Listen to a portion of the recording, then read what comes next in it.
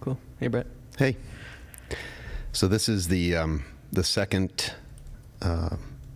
video that we're doing on the topic of science and religion, basically. Mm-hmm. So last time we talked about the impact that our views of God can have on science. We talked about what science was. Mm-hmm. We talked a little bit about the evidence that science provides also, but we're going to do more of that today, right? Yeah. So last video, it was you and Kevin, correct? Mm-hmm. Okay. So, you want to start off? Theology that, I have a few statements that I used as an outline for today. Mm-hmm. So we can just use those as talking points. And these come from a book that I'm putting together of little simple theological statements. Okay. That hopefully people can kind of grab onto and digest a little easier. So one of the truths that I think is important, especially today, for anyone who is interested in studying God, getting to know God, whatever God is, and that sort of thing, is that theology that dismisses evidence is theology indifferent to the truth. So for that definition, though, what is evidence? Well, evidence could be empirical evidence, Mm-hmm. which is really what we're kind of focused on when we're talking about science. Yeah. But it could be non-empirical evidence as well. So empirical evidence being the evidence that you can measure and that can be reproduced and that others can measure and observe. Non-empirical would be evidence that occurs that you can't do those things with. So, but you had mentioned earlier that, to me in talking, how theology is a science. And it was called the Queen of Sciences. Mm-hmm. So does that not, is it most sciences, like you just stated, use empirical evidence? Does theology use empirical evidence?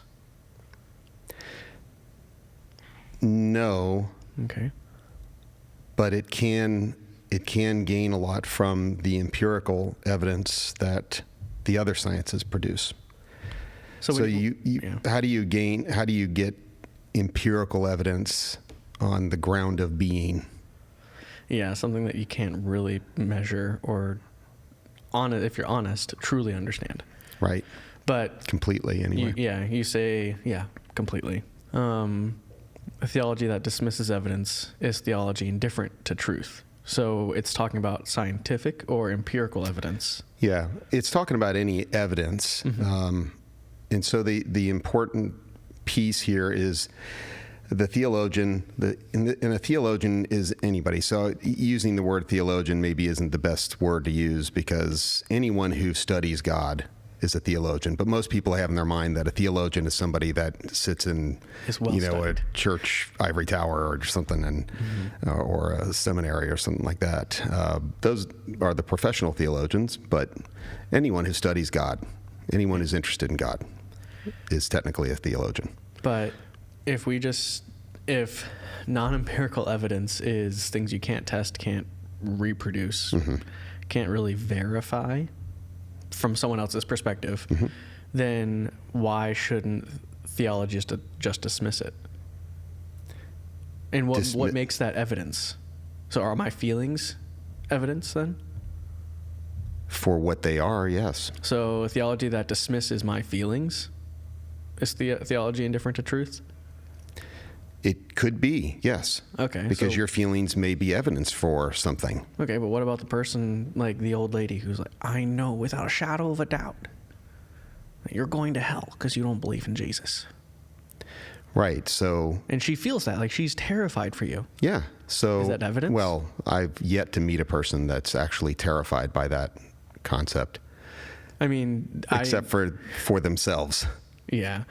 Growing up in the Independent Fundamental Baptist Church, mm-hmm. there were people who were afraid for other people's lives, and they spent every day, that's what they did. They would go out and witness all day long. Well, good for them. At least they have the conviction of their beliefs. They seem to actually believe that. But regardless, my point was, is that evidence then? It is evidence that they believe that. Okay. but it's not evidence that what they believe is true. So I'm just really trying to make the point for your statement. You're really pretty much talking about empirical evidence here. Yes, this is a statement that is pointing to the empirical evidence that science presents, because the modern day problem is that so many theologians, especially in more conservative branches of Christianity, in fundamentalist branches, just dismiss scientific evidence that has accrued to the point that these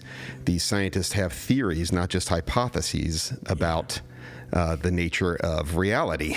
Yeah. And to ignore that is to dismiss, is to be indifferent to truth. Why are people so willing to do that? Well, because they have a paradigm that they operate within. They have a worldview that they're afraid to let go of. What is that worldview based from? The Bible. Okay, so this is what I was getting at yesterday. This is what I'm saying. People's view of God affects their view of science, because this preconceived notion is tailoring what science they let in to their life. That's true. And so what I mean by this is I want to look at it from how has science in our everyday and throughout history now affected how we view God? I know. So, we were just disagreeing what on I'm that saying yesterday. is that the real theologian is not the theologian that allows his views of God to shape what he understands about reality. Sure, yeah. The real theologian takes the evidence that the other sciences produce, and then, based on what he or she has learned, will adjust his or her beliefs Okay. based on the facts that science produces. Yeah. That's a real theologian. True, but you also just went through the whole thing of, well, everyone can be called theologians. Anyone who studies or has a pursuit of who God might be or what God might be is a theologian. But then you made another distinction of a true theologian. So let's just get away from that term, because it's too muddied, even from your perspective. It is. So, and that's not our focus. Our focus is throughout culture, throughout history, how has science, not from just a theologian perspective, because most of the people that we'll be talking to, whatever, on Thursdays aren't theologians. Not in the formal sense, right? In the formal sense. That's what we'll go by. Yeah. So is that as relevant as looking at, okay, you have a cell phone, right? Mm-hmm. Do you know how it keeps track of time? Do you know how, well, not necessarily that, but do you know how it works in general? Okay. Well, I'm not asking you particularly, but those are questions that shows science and how we track time and all these different things that will affect our views of God. Yes. On a normal person, on a normal social, general perspective, not just a theologian. I think that's where we were getting confused yesterday. Just talking about it now. And this has definitely been happening. So looking at the history, what's happened in the 20th and the 21st century especially, is as science uncovers more and more about reality and presents theories. So theories, let's just say theories are, I think we said this in the first one too, but theories, for all intents and purposes, is reality. Yeah, it's when you've accrued enough evidence that something doesn't become a theory because it's an idea. Right. Yeah. So people have a misunderstanding of what a theory really is. Yeah. Especially in the scientific world of a theory, because they're used to the conspiracy theories. They're used to a theory of the Loch Ness Monster. It might be a conspiracy theory, I don't know. But those those urban legend theories, those are misnomers. That's not a theory. Right. That's right. And they would like to argue it is because they have evidence, but no. Theories, especially in the scientific world, is near the end of the process. Right. And a law, they're like, well, it's not a law. I'm like, no, we can't. That's not a good measuring stick for what is worth listening to. Yes. It's worth listening to theories.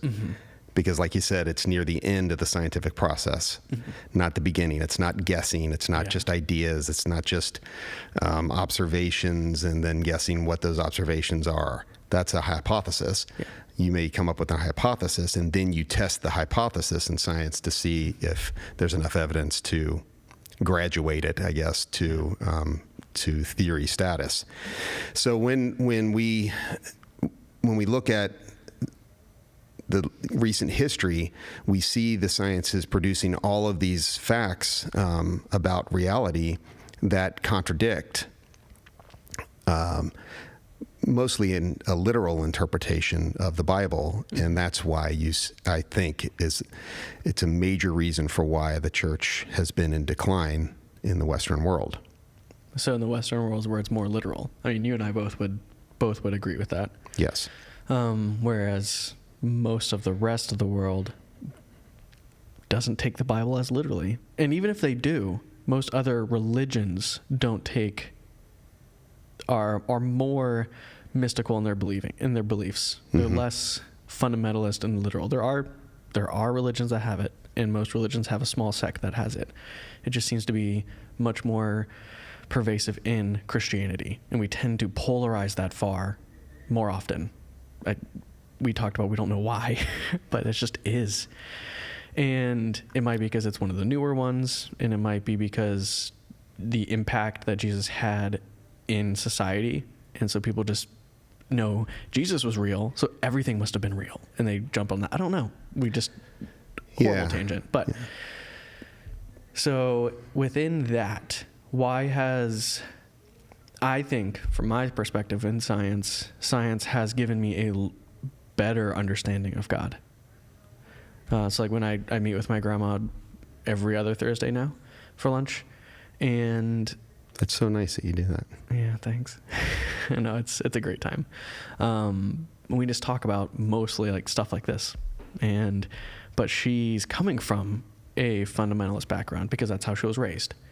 But she wants to know. Good for her. So she's one of the very few people that I know that are willing to be wrong or willing to change and learn things like this. One of the very few people who live in that world, that fundamentalist world. Yeah. And so when I talk about evolution, or I talk about Big Bang theories, in her mind, it's taking away from the personal relationship with God. Because from a literalist perspective, she views God as God personally hand creating this world and then breathing life into dust to create human beings. And I don't agree with that. And we've talked about it. And she's like, but then why God? Like, what does he matter? Are you taking away from who God is then? Like, no. Because once you understand, I won't claim to understand all of it, but the more you understand with evolution and the creation of things and reality, it's like just blows your mind like how creative this force, even if it's not a personal force, even if it's just a creative push, and out of an infinite possibilities, this happened to be one of them. Or a system that was created that is so creative within that system. And the reason I was going that route is it's the debate between, is there a creative force behind it, or did it just all happen, is too much to debate. So I'm just giving for both. If either are true, this world is amazingly complex. And if I'm choosing to believe that there's a creative force, then wow. And even if it's not personable, even if this force that created just put it out there and it's like, okay, you deal with you, I'm going to go do my own stuff. For me, it doesn't take away from the great things that have happened out of it. But I think the views, especially the church, points this out a lot. The sciences have led to, again, that fight against Western religion, mostly, to where, like, no, there's no God, because the Western church sticks so hard to these things that there are people who are like, no, like, I'm going to go with the opposite direction. And with that, you are also ignoring, I can't say facts, but you're assuming facts at that point. because you can't assume that there is no God. You also can't prove that. Right. But that's one of the It's its own form of fundamentalism at that point. Yeah. I don't know if that's a logical fallacy where there's a statement that you can't prove either way. But sorry, we're building sidewalks. So, but yeah, let's. What your next point is? Okay, so first of all, I want to point out to especially Christians how important the truth is to Christianity. When we look at the scriptures, we see things like Jesus saying, "You'll know the truth, and the truth will set you free." Mm-hmm. Truth is at the center. The importance of truth is central to the Christian faith. Love does not delight in evil, but rejoices in the truth. The other thing that is central to the Christian faith, which is love, even there, love does not delight in evil, but rejoices in the truth. For we cannot do anything against the truth, but only for the truth. That's 2 Corinthians chapter 13. For the fruit of the light consists in all goodness, righteousness, and truth. So all the fruit of the light, which is a reference to the divine, consists in all goodness, righteousness, and truth. So truth is central to the Christian worldview. Mm-hmm. It's part of the quest for truth. So I bring those passages up because the idea that we can write off what science verifies to be true is contrary to the very text that they claim gives them permission to dismiss the evidence that mm-hmm. science produces. Yeah. So it's just, I just want to point that out to show how contradictory that is. Because truth should be fundamental to Christianity. Yes. And we've just lost that. Yeah. So give some examples. So if this is in preparation, if this is an add-on to Thursday nights. So mm-hmm. basically we started this because our conversations in preparation for Thursdays, we went into a lot of things that we couldn't cover Thursday. Yeah. A lot of things that we end up thinking are important. So let's just podcast them. Let's record them. Yeah. And if they want to watch them, they can. So what are some examples that you can think of that we might bring up Thursday or whenever of how has science changed our view of God, and in what ways has it changed it? Historically or personally? Let's start historically. That's more relevant to everyone else. Well, I started to talk about that a few minutes ago, but it's the rapid deconstruction of mm-hmm. literalism, fundamentalist Christianity. Yeah, I guess what I'm getting at is what are the specific things in science that have? Yeah, age of the earth is a big one. Evolution is a big one. Because when you take a literalist view of the stories in Genesis, you're stuck with a belief that says the earth is only 6,000 years old, maybe 10,000 they can stretch it to in some cases. Again, that's interpretation. And you have to interpret the text.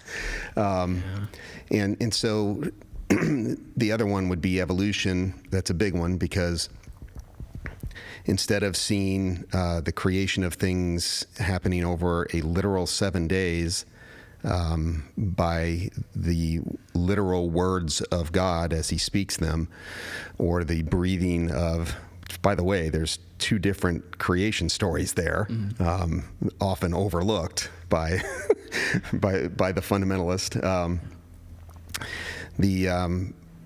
You have to buy into this very complex scientific discovery that things evolved early on, like billions of years ago. They started hundreds of millions of years ago. Species started, and then into other species, and then to other species, and so mankind, is the product of, we don't even know exactly how long, probably 3.5 billion years of evolution. And for the sake of keeping this video somewhat short, we're just going to go with these things should be accepted. Yes. They don't need to be debated anymore. Right. There's a reason when you go to college, they teach it. Now, I know it's going to be the school system is corrupted and they just want God out of education, so they're going to do that.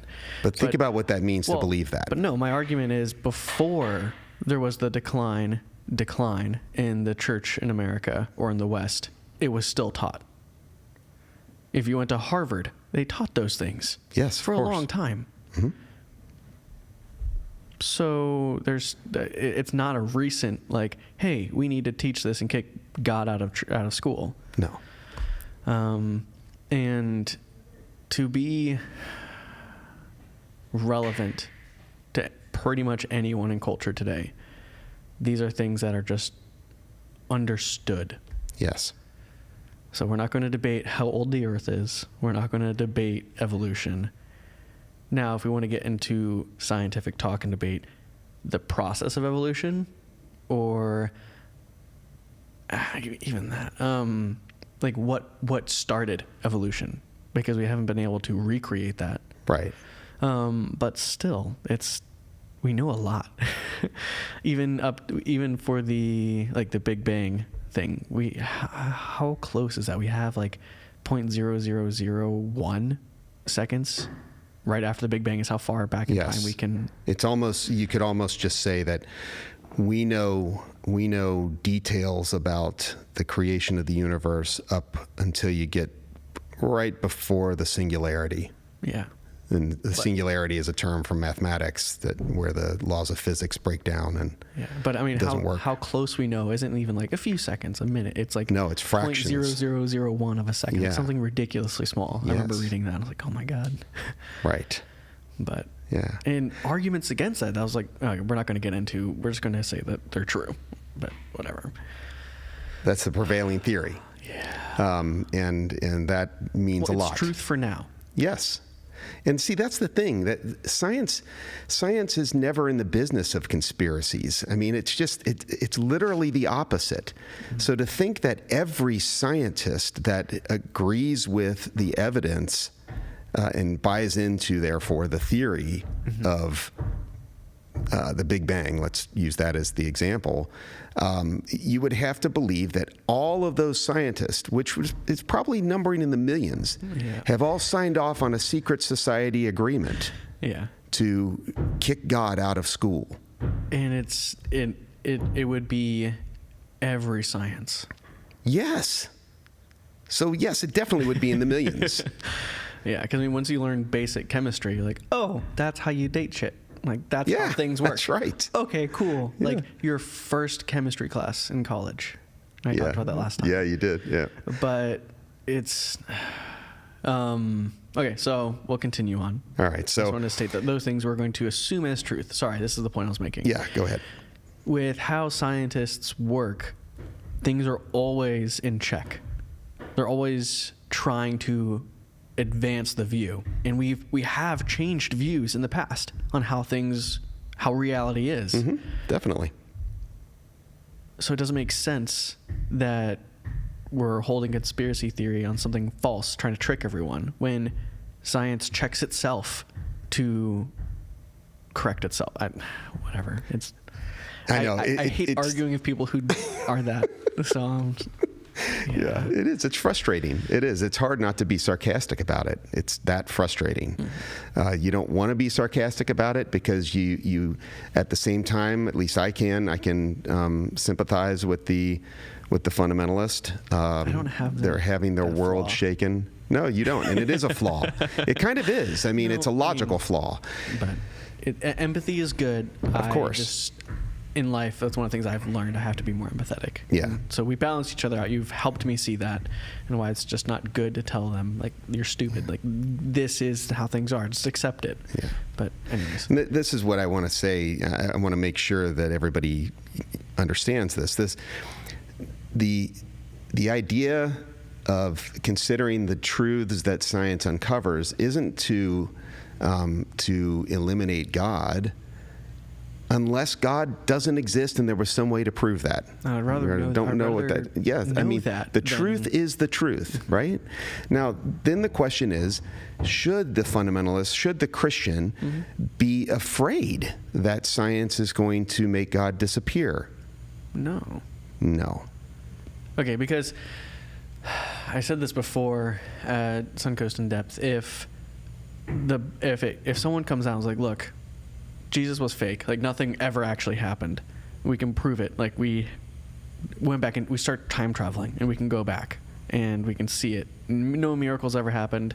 In fact, Jesus was just a bunch of different people going underneath the same name trying to trick people. Let's just say that. Yeah. The teachings are still solid.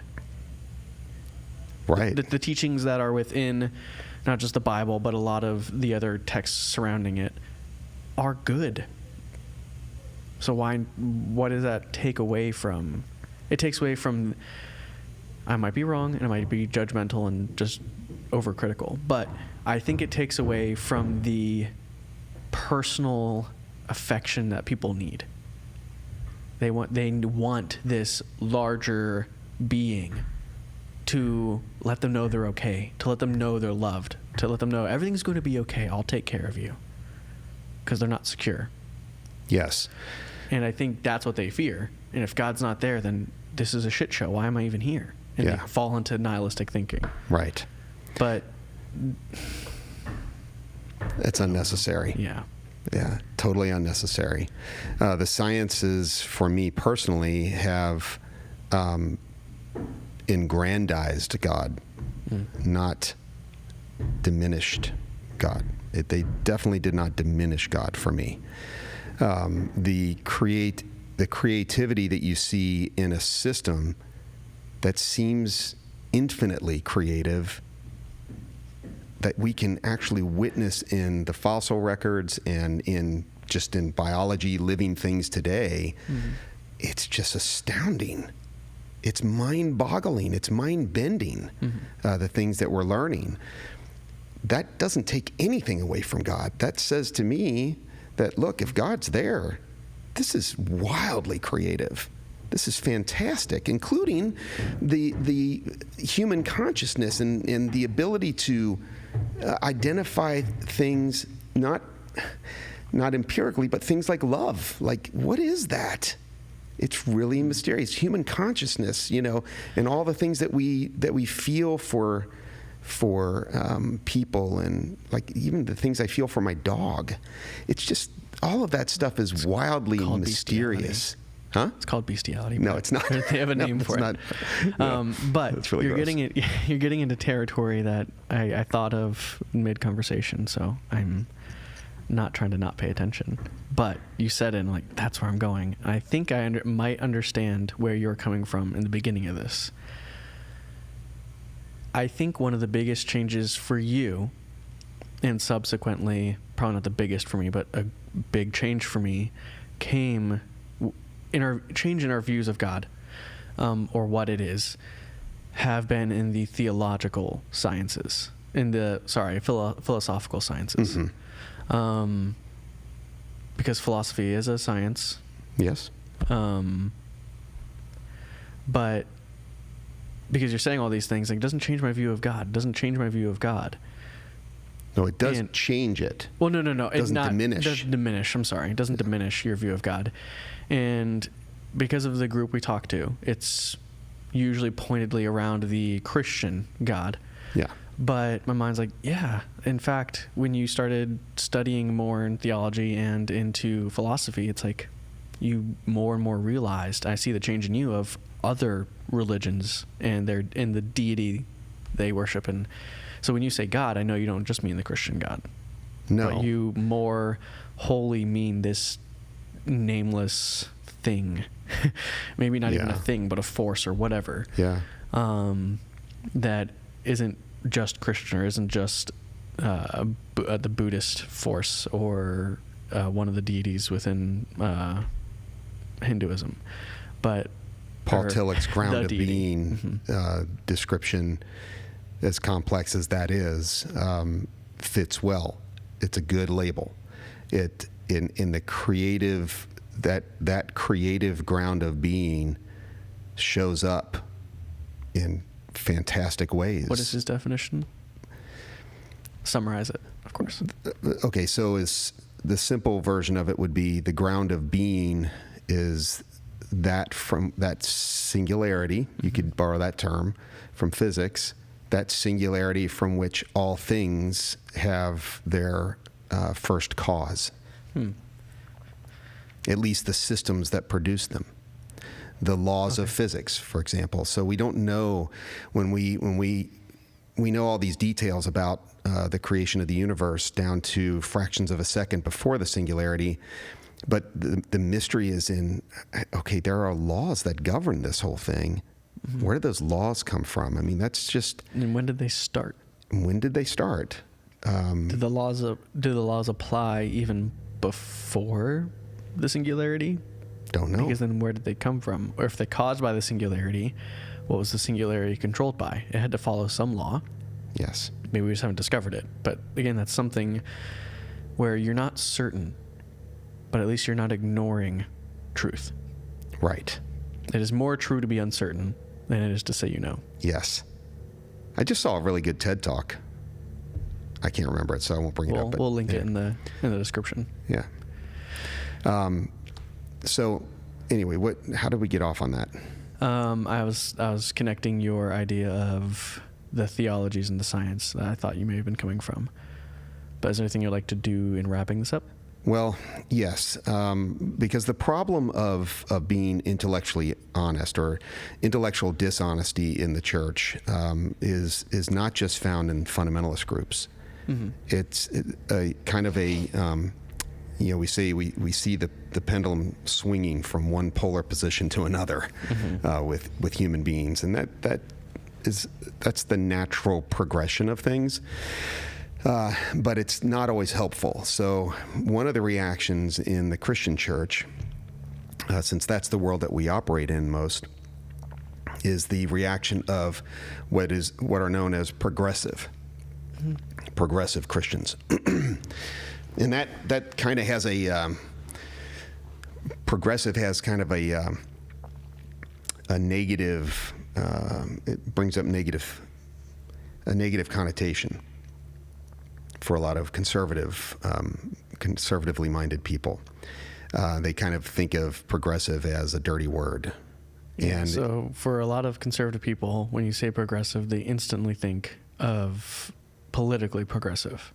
Yes. And not even accurately progressive in that term. Yeah. Just That's the label that's been right. So circulated through culture. It's a good example. So there are many progressive, self-described progressive politicians who legislate or push for legislation that is not really about the progress of society. Mm-hmm. So they, at least in those instances, they're not really progressive in their thinking, because that's what progressive really means. It's about the progress of things working toward a better idea or a better way of doing things, right? Mm-hmm. So progressive theologians are people that are taking, for example, the facts that science produces, and they are applying those understandings to their understanding of what God might be, which is truly progressive. That's aiming toward progress, right? Mm-hmm. But many self-described progressive churches don't do that. Yeah, no. Instead, what they do is they look at the sciences. They're almost like agnostics that are running churches. Yeah, science obviously disproved everything we used to believe. So, well, okay. You know what? This is one thing that we know. We can just help people, and they become social justice, mm-hmm. focused. And there's nothing wrong with that. There can be progress in that area, but it's not the only area to have progress in, mm-hmm. because the fact is, if the church has something really valuable to contribute to society, it would have to be connected to the idea of this God, who is the ground of all things. So does it though? I think eventually you and I talked about this for a long time about the atheist versus the Christian or theologian from any other religion. They ultimately end up at the same place. To make a very long story short. Yeah, but you just said though, if they were going to do basically what he says, if they're going to do any good, they have to be grounded in God. Eventually, I do think eventually it ends up there. I disagree. I know. And for that, you're going to have to get into what you mean by God, the definition for that. And this is something that we're supposed to wrap up with. Right. So you make a bold statement, and they're like, "Cool, let's leave." Like, no, you can't. How long have we been talking? Longer than I wanted to go for. Okay. Well, in any case, I think that when you really, and these are the things that we can talk about on Thursdays, how does the Big Bang Theory, evolutionary theory, actually enhance your understanding of God? So I'd like those who watch this that we're going to send it out to, I would like them to come Thursday night, tomorrow night, and have questions around those things. So. Yeah, maybe what are some scientific discoveries that have, in your mind, negatively affected your view of God? But that I can show you doesn't need to do negative. that. Yeah. Yeah. Cool. All right. Awesome. Thanks. See you then.